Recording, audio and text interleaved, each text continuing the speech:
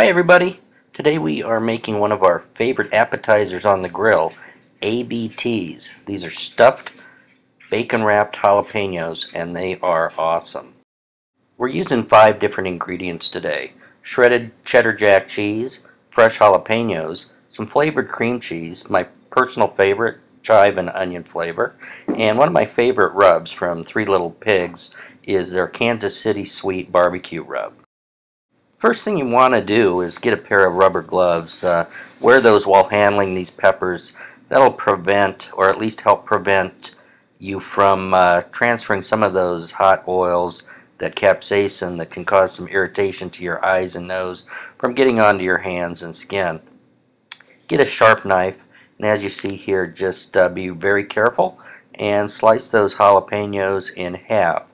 You want a good sized jalapeno, so that once you remove the seeds and the veins inside that jalapeno, and as shown here, you can use a spoon. We're going to show you another technique of just how to use your thumb and remove those. They do come out pretty easily once you slice these in half, but you do want to get some good sized jalapenos so that you have plenty of room for the cheese combination that you're going to stuff it with.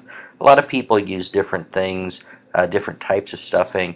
I like to just use cheese, and the combination of cheese that we're using seems to retain a lot of body, so when it does cook it doesn't ooze out all over the place. I think you'll find these to be really delicious and really addictive. And here we're just showing you how to use your thumb if you prefer, versus using the spoon to remove the seeds and the membrane and the veins from the jalapeno. One little tip here is make sure you take your cream cheese out of the refrigerator at least an hour before you want to use it. Getting it close to room temperature, letting it warm up a little bit, is going to make it much softer and much easier to use. Now we're not using the whole container here. We're only using about half of this today for this recipe. The same is true for the cheddar jack cheese. This is a 2-cup bag. We're only going to be using about half of the bag, or 1 cup, in this recipe.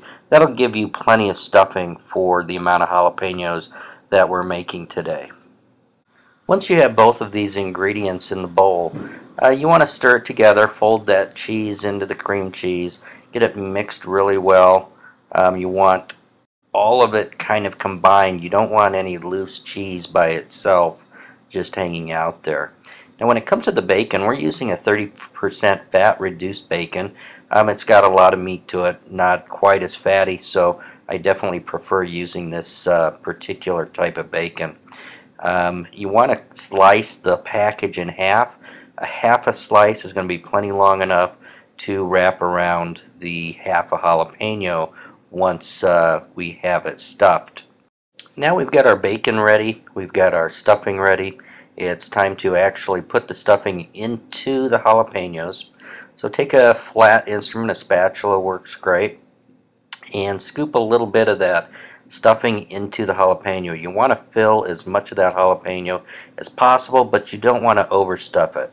Don't hesitate to use your fingers, your thumbs, whatever you need to get that stuffing securely in there and get a nice fill onto those jalapenos.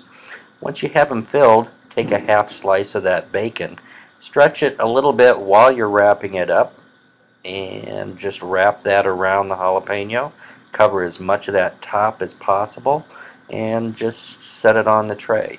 Keep doing that until they are all stuffed and wrapped, and once you have those ready, we're going to apply a little bit of that rub on top, and once that's done they will be ready to grill. We'll show you how to set that up next. We're going to be using our Weber kettle charcoal grill today.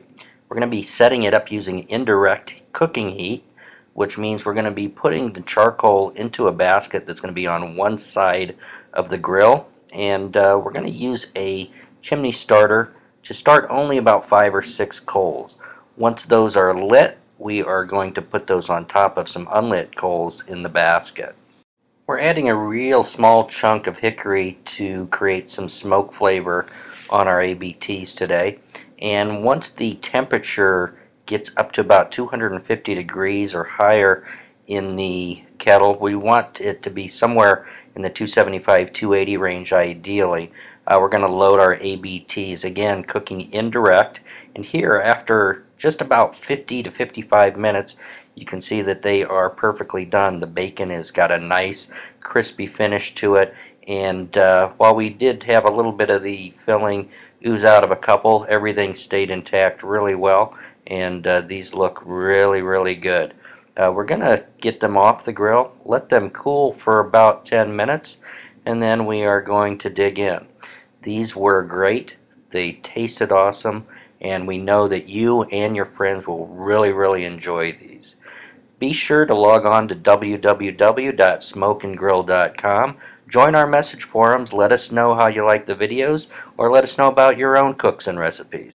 Thanks for watching, and we will see you next time.